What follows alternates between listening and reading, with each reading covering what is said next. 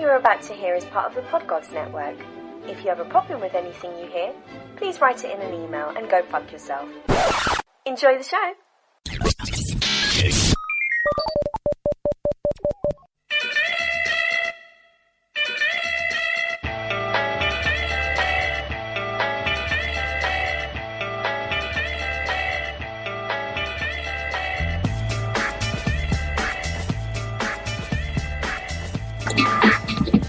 Hello, everybody. How are you doing? This is the Atheist Agenda. Today we're going to talk about a lot of things, but more importantly, we're going to talk about the history of Christmas. And one of the reasons we're talking about the history of Christmas is because I don't think most people know what Christmas stands for.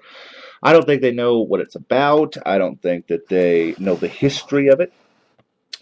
And quite frankly, I, as always, am here to educate. And, especially you Christians, I know you're going to get absolutely batshit crazy over this. Which reminds me, I've been having over the last couple of days, pretty heated debates on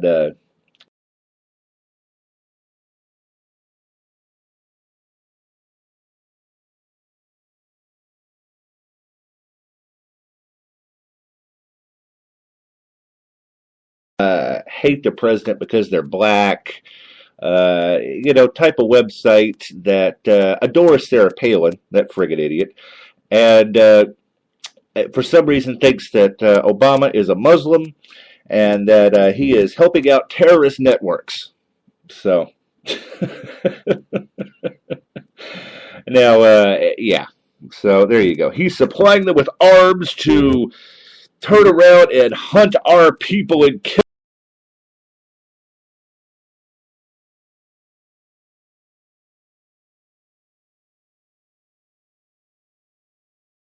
Looking at, really looking into,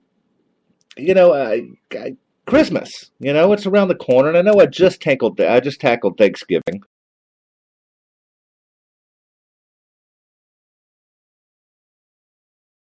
I mean, don't get me wrong. I love me some Christmas. I do. I mean, I don't like it for the same reason Christians do, but I like Christmas. It's a pretty time of year. It's, there's lots of lights and shit. There's all kinds of crap going on. The movies, I like the movies. I like everything about it. I love me some presents. So I don't have a problem with Christmas per se. However, I do have a problem with Christians adopting Christmas, thinking it's their holiday. Because it's just fucking not. So what I'm going to do is I'm going to go through the points of Christmas. I'm going to go through its origins. I'm going to go why we even have a fucking tree. Why they go absolutely batshit crazy. Maybe a little history on how Christmas is not Christ's birthday, which I don't know if many Christians even know that or not, but, So, I want to get into that. And then, of course, if you have any questions or anything like that, please email them to me. I still haven't got my phone lines hooked up. My microphone that I will be on, I guess at some point. I ordered a microphone. These fuckers. I ordered a microphone, brand new, off of eBay. Yeah, I know. That was one of my biggest fucking mistakes. I understand that. Ordered a microphone off of eBay, and this guy is like, I don't know, like 2 weeks late getting it to me at this point, and I'm just fucking irritated, and so, I don't know, tomorrow will be the day, either I order a new one, or I figure out something else to do, I don't know, or I just go down to somewhere and buy one. However, the microphone that I'm looking at is a pretty high quality, very radio-ish, I guess, and it's supposed to change my horrible voice, because I do not have a radio voice, clearly. So now that we're 5 minutes into this show, we're coming up into 5 minutes now, like I said, I've been in these heated discussions with this website, Mr. Conservative. It's off Facebook. If you guys want to go check it out, it's good for a laugh, because those people are fucking crazy.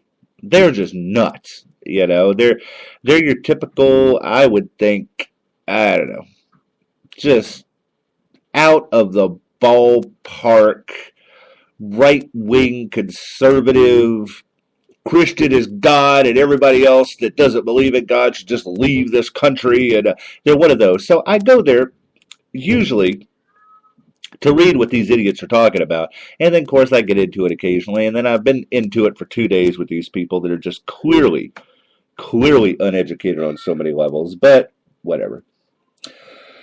So I left a message to them, particularly one person, and I said that I would that I was going to cover a show about Christmas. I'd already had it planned, and of course, whenever I had it planned,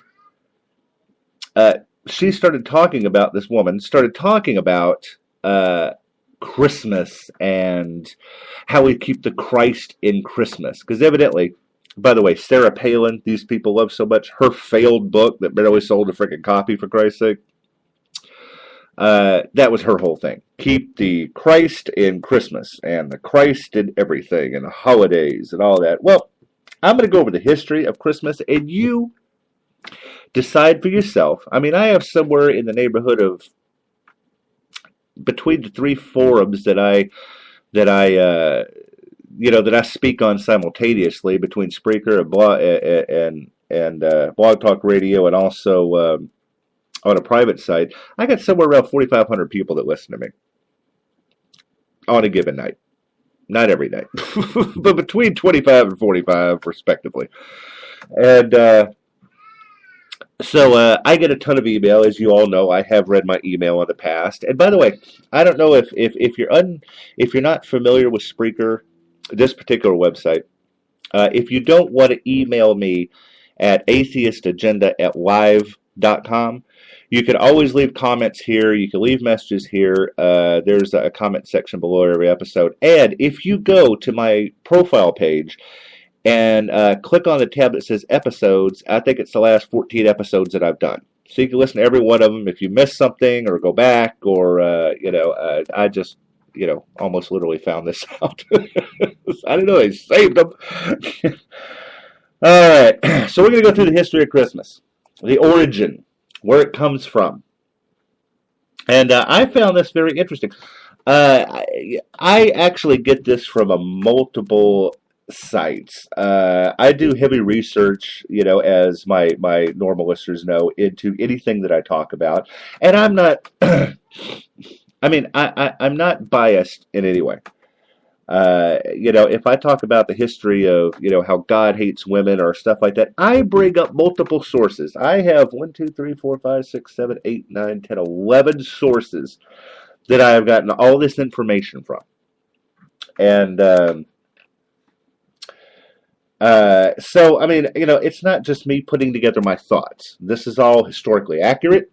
This has been checked, double-checked, and triple-checked for authenticity, so I don't make up or lie about anything. So, as I put a paper together, and I'm writing constantly, but as I put a paper together about what I'm going to do for the show, I have my bullet points, but I can obviously not remember every single date. So I have all of this written down, and I'm going to explain to you about Christmas. Now, I think the main thing is, a lot of people think that Christmas is, and I don't even understand where they get this from. I guess because they're told in church, we're celebrating Christ's birthday, which I find interesting.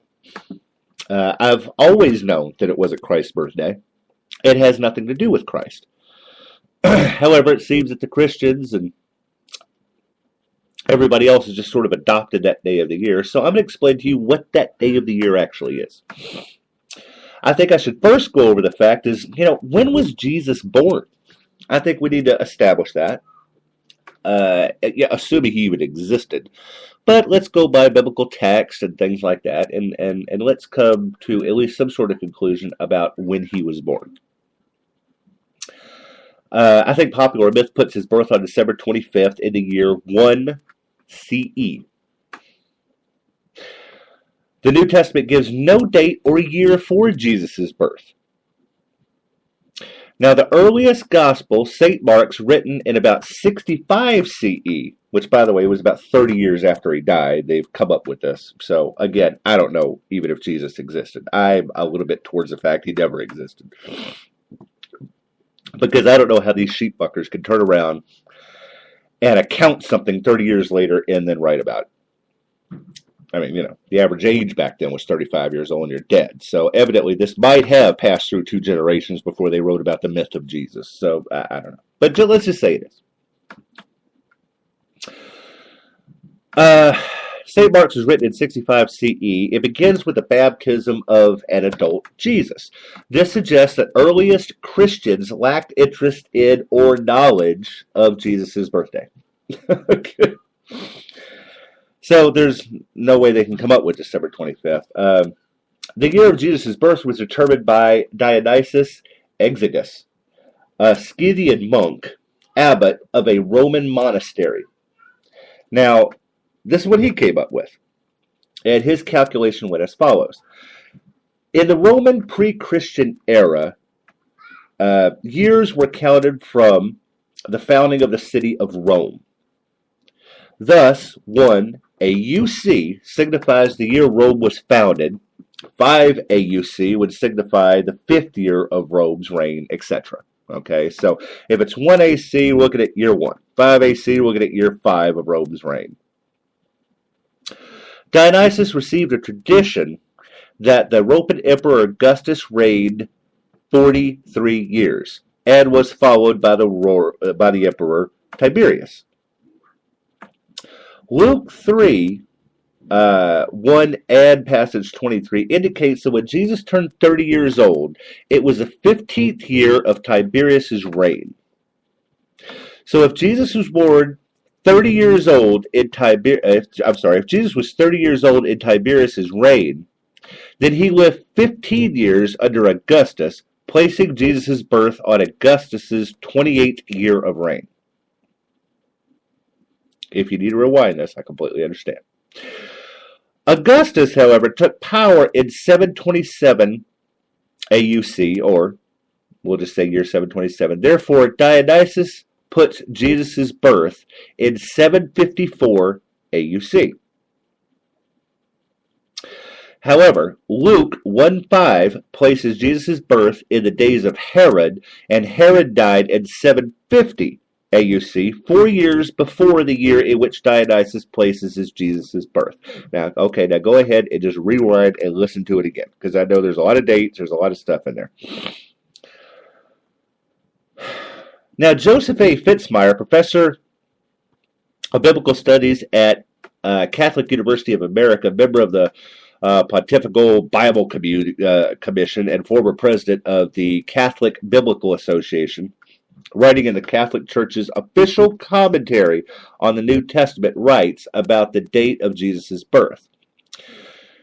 And I quote, "Through the year